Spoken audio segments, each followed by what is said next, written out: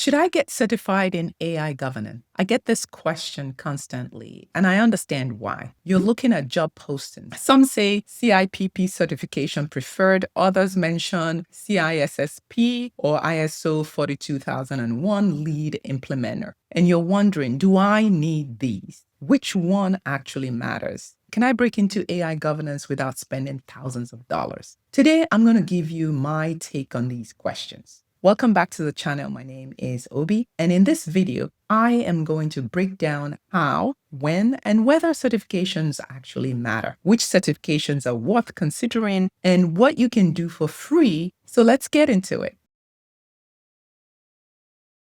Let me start with something that I've been thinking about a lot. Certifications alone probably won't get you an AI governance job. And I think that's worth sitting with for just a second. If you have zero relevant experience and you go get a certification, you will still have zero relevant experience just with a certification. So think about it this way. Hiring managers don't hire certifications. They hire people who can do the job. So a certification signals that you have studied something. It doesn't prove you can actually apply it. I've seen people with 3 or 4 certifications who still cannot explain what AI risk assessment actually involves. And I've seen people with 0 certifications who built an AI governance program from scratch. Which person do you think gets a call back from recruiters? So before we talk about which certification actually matters, it's important to understand the fundamentals, first of all. In my experience, demonstrated capability beats credentials almost every time. And don't get me wrong, I like certifications. I've done a fair share myself from years and years ago when we were doing Windows certification, SQL Server, Windows Server certification, Oracle, and so on and so forth. I did my fair share and I like certifications. I just enjoy the idea behind studying and going to show that you actually studied and you learned something. So I like it.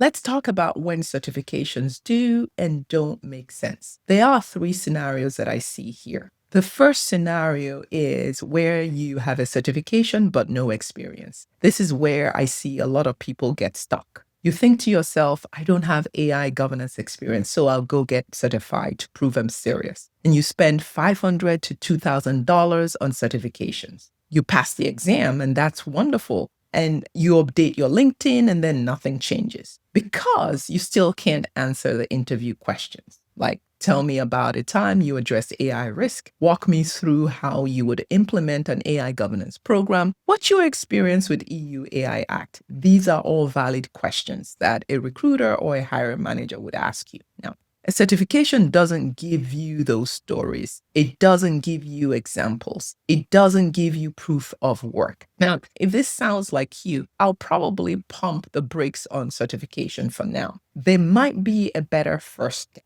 and I'll tell you what to do instead in a moment. So, scenario 2 is where you have experience but no certification. This is actually a stronger position to be in. Maybe you've been doing compliance work for years. Maybe you've led risk assessments, or maybe you've been involved in AI projects at your own company. You have relevant experience, you just haven't formalized it with a credential. In this scenario, a certification can and usually does help. Not because you need it to do the job, but because it signals to the hiring manager that you've structured your knowledge. It helps you to get past the interview screening. It gives recruiters and hiring managers a checkbox to check. So if you have that experience, a certification is usually a useful accelerant. It's the difference between I've done this work and I have the credentials to prove that I know the frameworks. The third scenario in this certification is where you have experience and you have certification. Now, this is the ideal position.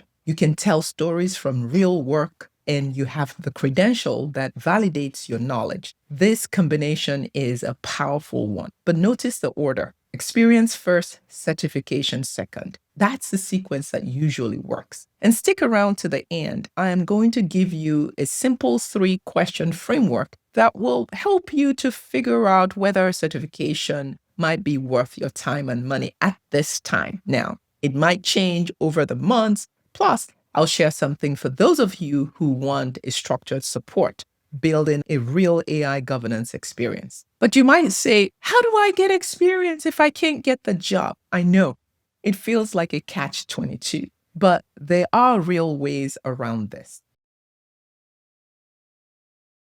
Here are some of the things that I've seen that work really well before spending anything on certifications. First, create sample work products.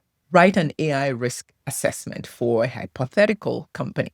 Create an AI governance policy template. Develop an EU AI Act compliance checklist. These are things that you can show in an interview. They prove you can do the work, not just study for the test. Second, write publicly. Analyze AI failures on your LinkedIn. Break down what EU AI Act means for specific industries. Share your perspectives on emerging AI risks. Public writing, you know what it does? It demonstrates thinking. It demonstrates that you've actually spent the time to study something and you're ready to write it out. It builds your reputation and it's completely free. The third thing that you might start to do is volunteer. Offer to help a startup think through AI governance. Volunteer with a nonprofit that's working on AI ethics. Real experience, even unpaid, beats credentials with no practical work. The fourth thing that you might do is, actually, this is the one, if you're already working, leverage your current role. If your company uses AI, and I know most of them do right now, find a way to get involved. Volunteer to be part of your AI governance committee. Offer to help assess your AI vendor risks. Propose an AI policy review. Internal experiences count. And you know they do because you're already working in a company that is building something and you're able to show that you worked with them to build it. It goes on your resume and it becomes your interview stories. All of these things are free. All of them build real capability. Okay, so now that we've established the right order, experience first, certification second, let's talk about which certifications you should consider. I'm going to group these by function cluster. So for policy and compliance roles, there's a Certified Information Privacy Professional. This one is from IAPP. It's a gold standard for privacy. There are regional versions of it, for example, the CIPP for US, the CIPP-E for Europe, and the CIPP/A for Asia. Privacy and AI governance overlaps significantly, so this credential is widely recognized. It costs around $550 for the exam plus the study materials. Then there's the AIGP, which is the Artificial Intelligence Governance Professional. It's also from IAPP. This is their newer AI-specific certification. It is relatively new, so it's not as established as CIPP, but it's gaining traction. If you're specifically targeting AI governance policy roles, this is worth considering. It costs around $800. Now, for risk and security roles, there is a Certified in Risk and Information Systems Control. This is from ISACA. It's focused on IT and risk management. It's not AI specific, but the risk management principles transfer directly. It's highly respected in enterprise environment. It costs around $575 to $760, depending on your membership. Plus, there's also the $50 application fee. Plus, there's an ongoing maintenance cost that is between $45 to $85. Then, if you want to go, if you're already in the security space, you might consider Certified Information Systems Security Professional. This is a certification targeting like red teaming roles, AI security architecture. This becomes valuable. Now, it's a significant commitment, though. It requires 5 years of experience and it costs about $800. Now, and if you're targeted audit and assurance roles, there's a ISO 42001 lead implementer or the lead auditor. Please note that these two certifications are not by ISO itself. ISO does not certify individuals.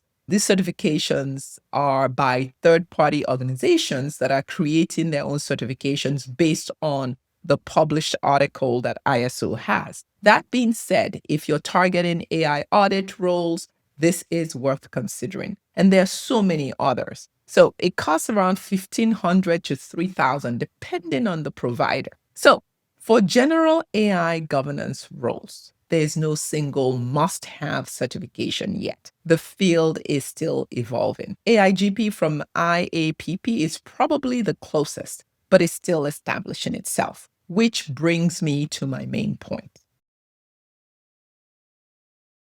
Before you spend money on certifications, I want to share what's available for free. So there's the NIST AI Risk Management Framework. The full document is free. The playbook is free. All the supplementary materials are free. This is the most important AI governance framework in the US. Go to nist.gov and study it. Organizations like Google have built their responsible AI frameworks just based on the foundation that NIST AI RMF created. There's also the EU AI Act. The full text is also available. Summaries and guides are everywhere. This is a mandatory regulation. You need to know it, and it costs nothing to learn. Then there's the OWASP Top 10 for LLMs. I've talked about this on this channel, especially for AI security. It's also completely free. There's also companies are publishing their responsible AI principles. Google, Microsoft, IBM, Anthropic, these all publish their AI principles. Read them, compare them,